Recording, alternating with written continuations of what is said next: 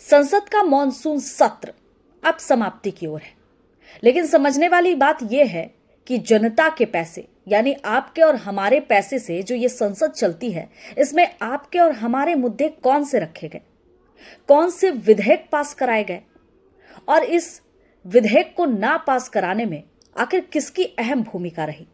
दरअसल सवाल इसलिए उठ रहे हैं कि जब से मॉनसून सत्र की शुरुआत हुई तब से छात्र का मुद्दा गरमाया रहा।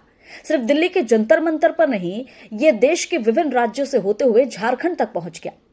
झारखंड में भी हंगामा जोरदार चल रहा है और आज सबसे बड़ी बात कि सत्ता पक्ष को भी हाथ में बैनर पोस्टर लिए विपक्ष के खिलाफ नारेबाजी करते हुए देखा गया। क्या जरूरी था सत्ता पक्ष को इस तरह से नारेबाजी करना? दूसरी तरफ विपक्ष है जो कि संसद को चलने नहीं दे रहा है। यह आरोप बार बार सत्ता पक्ष लगा रही है। राम मंदिर का मुद्दा पहले ही था और अब एक बार फिर से विपक्ष इस बात पर अड़ा हुआ है कि जब तक गृह मंत्री आकर जवाब नहीं दे देते कि आखिर छात्रों पर पैलेट गन का इस्तेमाल क्यों किया गया, लाठीचार्ज क्यों करवाई गई, तब तक ये संसद की कार्रवाई नहीं चलने देंगे। खैर, गृह मंत्री तो अब उनका आना तय है। ये बात सत्ता पक्ष भी स्वीकार कर चुका है कि गृह मंत्री आएंगे और सभी मुद्दों पर चर्चा होगी।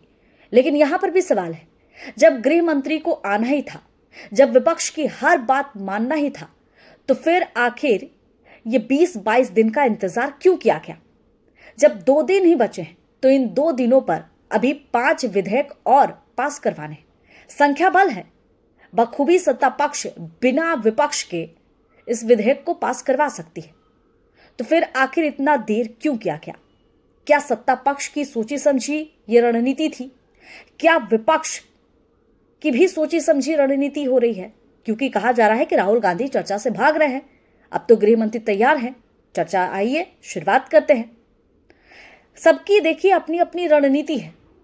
सभी राजनीति की रोटियां सेक रहे हैं। छात्रों की हित की बात सभी करते हैं, लेकिन क्या छात्रों के हित के मुद्दे उठाए जा रहे हैं? चाहे झारखंड ले लीजिए, चाहे दिल्ली ले लीजिए, चाहे बिहार ले लीजिए, मुद्दा एक ही है, छात्रों का मुद्दा।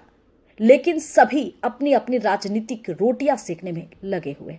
खैर, मेरा वीडियो कैसा लगा कमेंट करके जरूर बताइएगा।